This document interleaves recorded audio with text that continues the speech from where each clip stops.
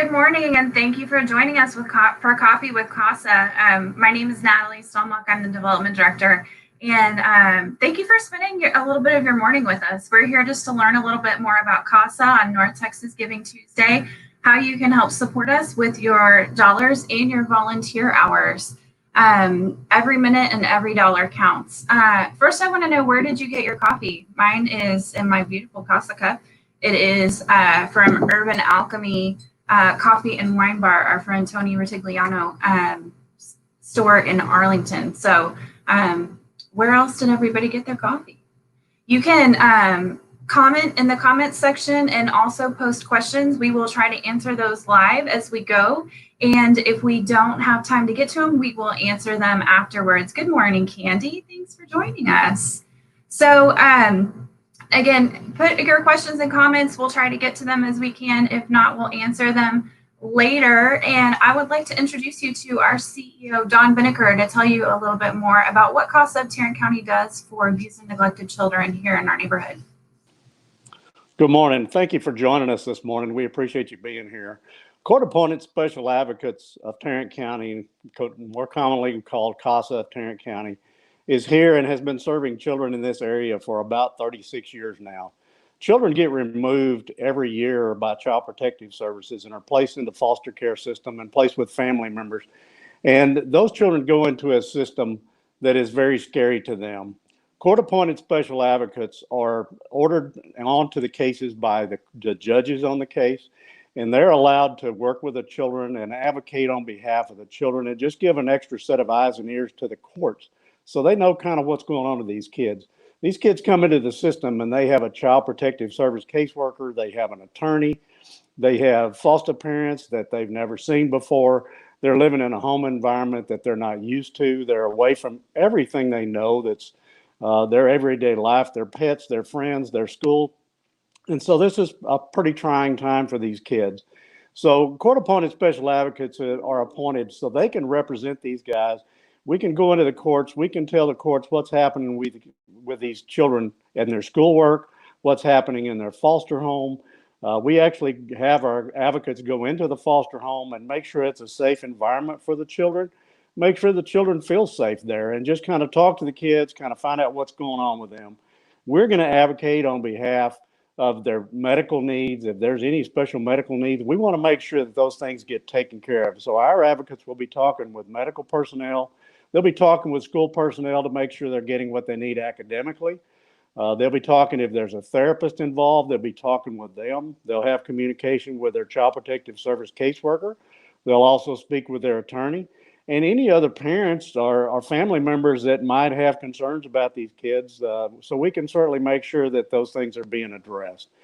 Our court report is given to the judge. The volunteers will type up a court report and give it to the judge. And the judge has an opportunity to kind of review what's happening to these kids on an everyday basis. It is the most thorough information the courts really get.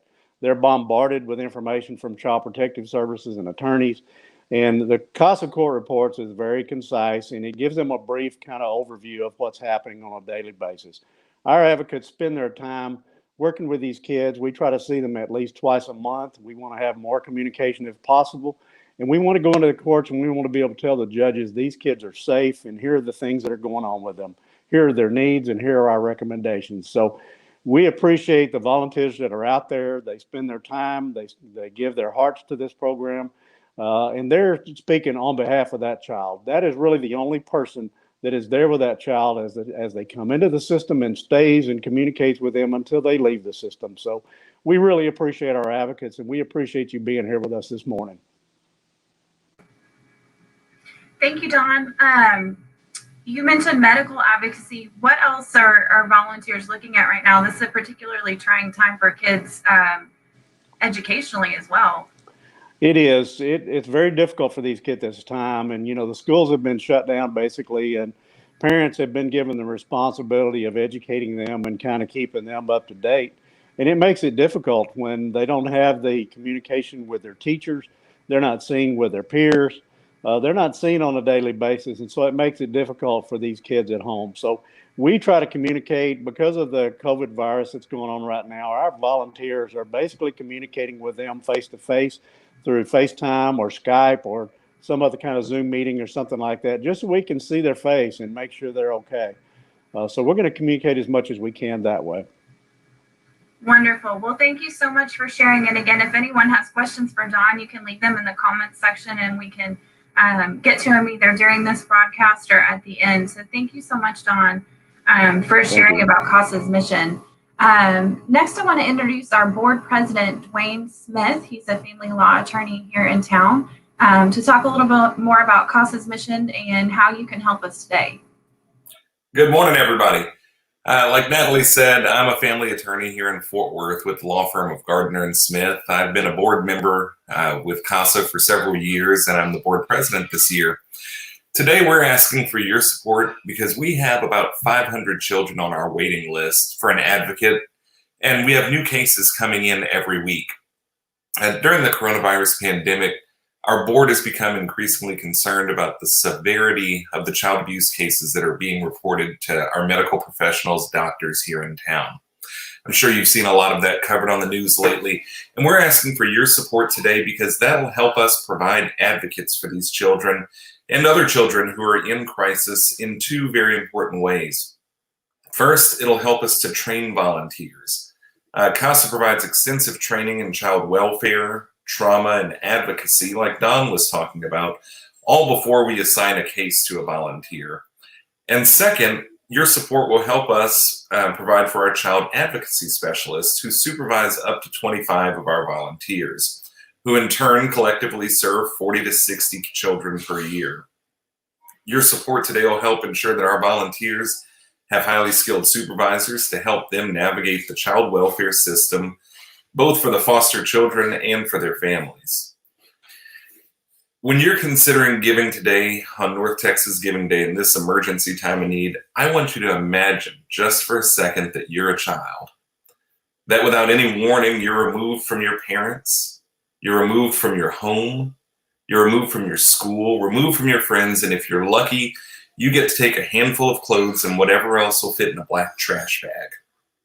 Everything about your life is suddenly changed, and then add to that you're socially isolated and distanced because you don't get to attend school right now. Nobody can tell you when the world is going to return to normal, much less when your life is going to return to normal.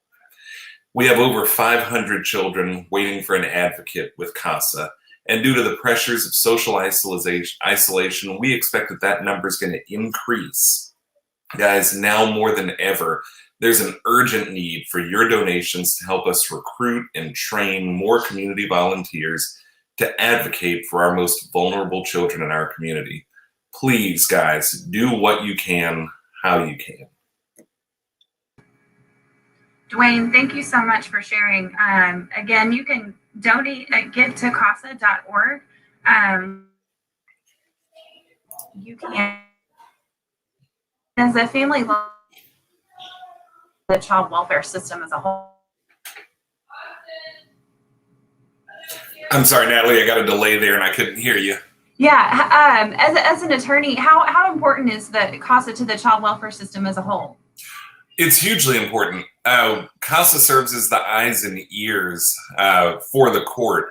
Like Don was saying, children going through the foster care system have an ad litem appointed to them, but that ad litem has dozens and dozens of other cases, both CPS and ordinary family law cases. The CPS workers, as I'm sure we've all heard on the news, are overworked.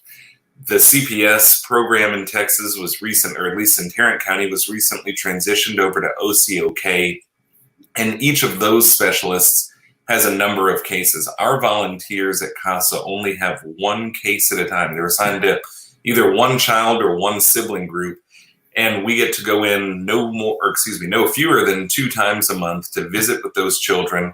Like Don was saying, we submit court reports to the judges. We keep the courts updated on what's going on in these children's lives. We help to make recommendations based on what we get to see on a regular basis. So it's hugely important that CASA is involved in cases where kids are in the foster care system. Wonderful. Thank you so much, Dwayne. And again, you can donate to CASA to support our work at givetocasa.org. Now we're going to hear from some of our volunteers who do this important work. So I'd like to introduce Maitri Shaw to tell you more about what she does as a volunteer. Thank you, Natalie. I was going to start with how I found CASA, and about 2.5 years ago, I was looking for a volunteer opportunity to help children, and I came across CASA of Tarrant County. And I hadn't heard of them, and I did some research. I talked to some advocates, and I immediately realized that what they did was critical and extremely important. I also realized that there was no time to waste, since hundreds of kids in Tarrant County were waiting for a CASA. Now, with the healthcare background, I was a little bit worried that I had no experience with the court system or foster care. But with the exceptional staff and training that CASA of Tarrant County provides to their advocates, I was ready to go on day one. In my first case, I was with my 10-year-old child from the beginning, when the world as she knew it had turned upside down because she had been put in foster care. She was scared, she was anxious, but I was there with her. I was there at her new school to not only have lunch with her every month, but to advocate for her with her teachers and the administration to make sure that she got tested and she got placed in the right classes because she was a special needs kid. I was there when we changed from one foster home to another, make sure her medications went with her or her favorite items went with her. I was there to celebrate her 11th birthday in the foster home. She wanted a strawberry cake and she asked me for it, and I got to do that with her. And as she transitioned back home and she changed schools once again, I was there to still have lunch.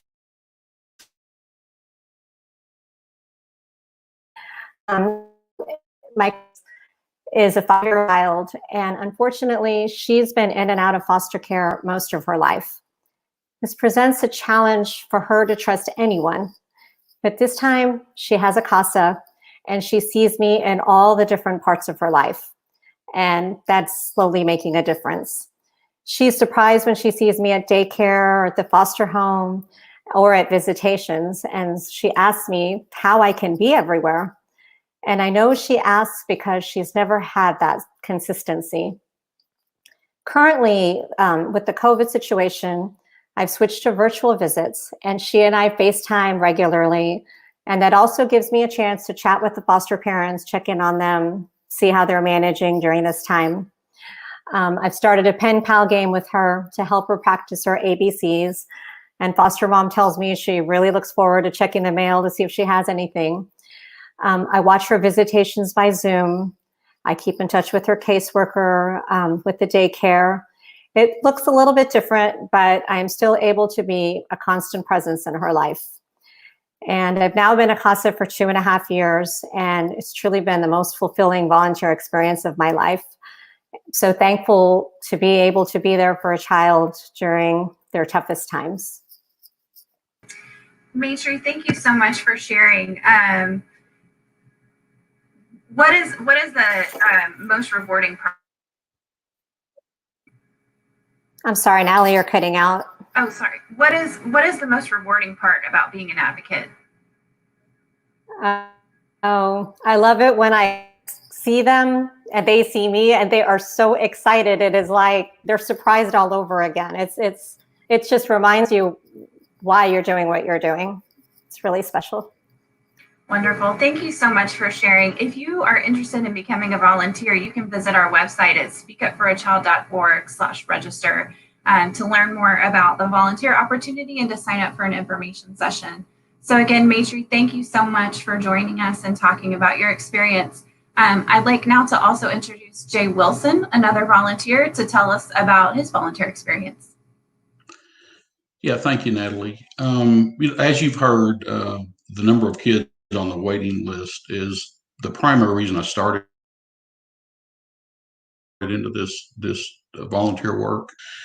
When you think about, like Don said, Dwayne said, when you think about what these kids go through when they get removed from their home and get put into a strange world and how vulnerable they feel and how scared they may feel, it really compelled me to step in and be with them through the process, because they should not have to go through that alone, and to make sure they don't fall through the cracks. So, they need somebody to stand up for them. They need somebody they can trust, and, they need somebody that's consistently going to be there, because like they said, they're going to have lawyers in their life. They're going to have caseworkers, house managers, foster parents, foster kids. And one thing they need is somebody they know will consistently be there, because those parties can come and go, on a regular basis. So that's the main thing. And I try to actually get a good relationship with, when I'm representing them at their school. I get a relationship with the counselors and the teachers, because that's new school to that child. They need to know what their needs are. We need to make sure they're thriving in school. And so I've actually got a relationship with them now, where they send me information also if something comes up, without me having to go talk to them. So I try to have a relationship with their lawyer. I try to have a relationship with their CPS. I talk to them on a regular basis.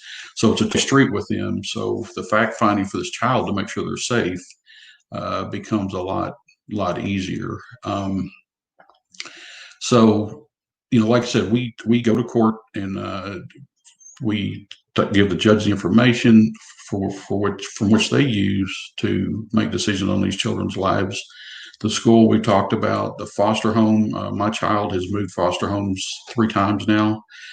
And every time, I always make sure I go there a couple times a month. I make sure it's clean, they're getting fed, they're getting their medication, they're getting everything they need, they're being taken care of. So, and as it touched on, since the shelter in place has occurred, this COVID-19, I'm still looking at my child's grades online, and I'm still having those conversations with him. And a direct impact on the advocate in this case was, as soon as my child went home, he was supposed to be dialing into Zoom to his courses.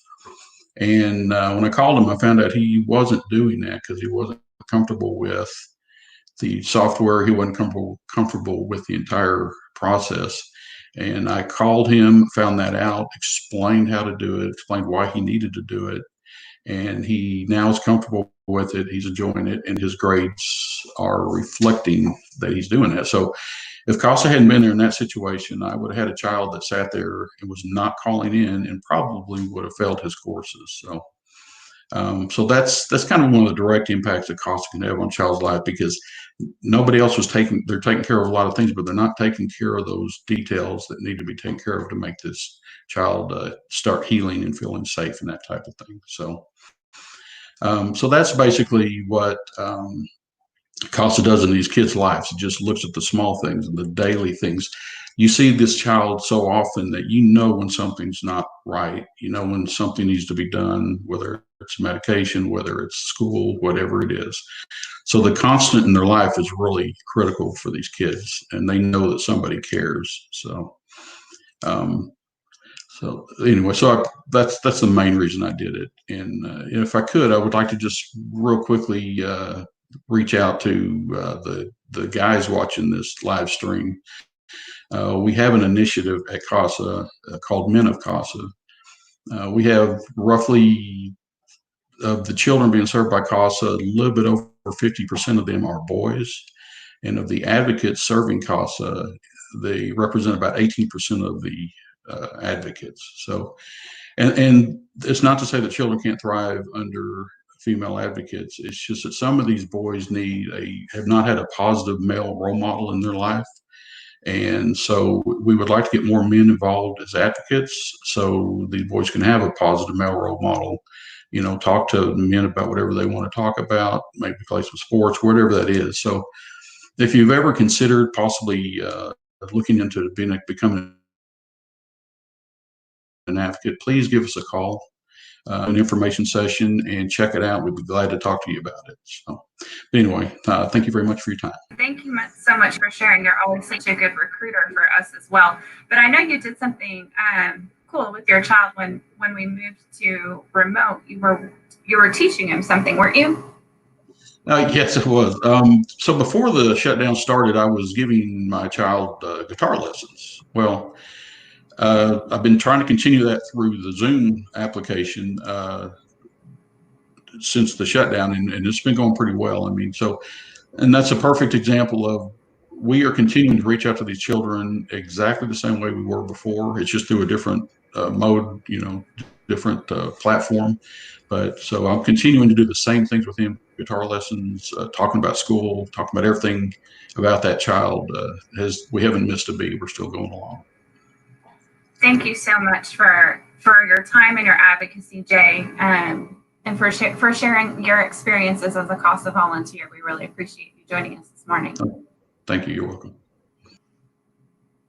You can support the advocacy of people like Maitri and Jay by supporting us financially today on North Texas Giving Tuesday at givetocasa.org. We are asking you to do what you can, how you can. We know this is a hard time for people, but you may have a little more time on your hands to investigate what it's like to be a volunteer. And every dollar counts as you help us support the amazing advocacy of people like Maitri and Jay, who are truly the eyes and ears of the court and keeping an eye on children that are really vulnerable in foster care, and especially at this time. So how you could, I want to us three. Good morning. Thank you guys so much for joining us this morning, and I hope you're enjoying a hot cup of coffee. I want to take a moment to ask you to consider becoming a CASA volunteer, like Jay and Maitri. Most children in foster care are given a CASA volunteer, but there are still over 500 who are waiting on the voice of a CASA. We need volunteers to walk alongside a child while they're in foster care. Our volunteers come from all walks of life, ages, and ethnic groups, and they are a consistent presence in a foster child's life. Foster children, as you have heard in the stories from Jay and Maitri and Dwayne, that they go through lots of changes while they're in foster care. Caseworker turnover, moving from foster home to foster home, new schools, all of these things are going on in a child's life, and it's just a really scary time for kids. They're at risk of getting lost in this overburdened system. But a CASA gathers information to help judges decide where the child should go when their time in foster care is over. So the first step in becoming a CASA volunteer is to attend a 1-hour information session. So right now I'm asking for an hour of your time to just to come and learn a little bit more about CASA. And if this is a great volunteer opportunity for you, we would love for you to join us. Right now, during this time of the COVID-19 pandemic, our information sessions are being done virtually. So I would like to invite you to join us for our next info session on Friday, May 15th at 12 p.m. or Wednesday, May 20th at 6 p.m. I just want to thank you for joining us again and for caring about the most vulnerable children in our community. Again, you can visit our website at speakupforachild.org to learn more about how you can become a CASA volunteer or to give. Overall, we are just asking you to do what you can, how you can. And again, thanks for joining us this morning. Thank you, Caitlin. Again, thank you everyone for joining us this morning. You know, as much anxiety and uncertainty as you're feeling, as they're all feeling in these really unprecedented times, as Dwayne said, as it's uncertain for us, it's even more uncertain for foster kids. No one can tell them when this will be over, but no one can tell them when they can go home. What we can do is to provide them a volunteer with them presence in their life. So again, thank you for joining us. Please do what you can, how you can. We know these are hard and stressful times for everyone, but we are especially concerned about the vulnerable children in foster care. We have over 500 children on a waiting list. And as Dwayne said, we expect that number to increase as we go through this social isolation. And then when people are back in school and daycare, we expect those numbers to increase as well. So we are working to both serve those children on the wait list and to prepare for what we think will be an increase as we go through the year. So you can give online at givetocasa.org. You can go to our website, speakupforachild.org, to learn more about volunteering. Thank you so much to everyone for joining. Thank you to my friend Tony and Urban Alchemy for my coffee this morning. Thank you, everyone, for joining us. Thank you. Thank you so much. Have a great day. Thank you, everybody. All right.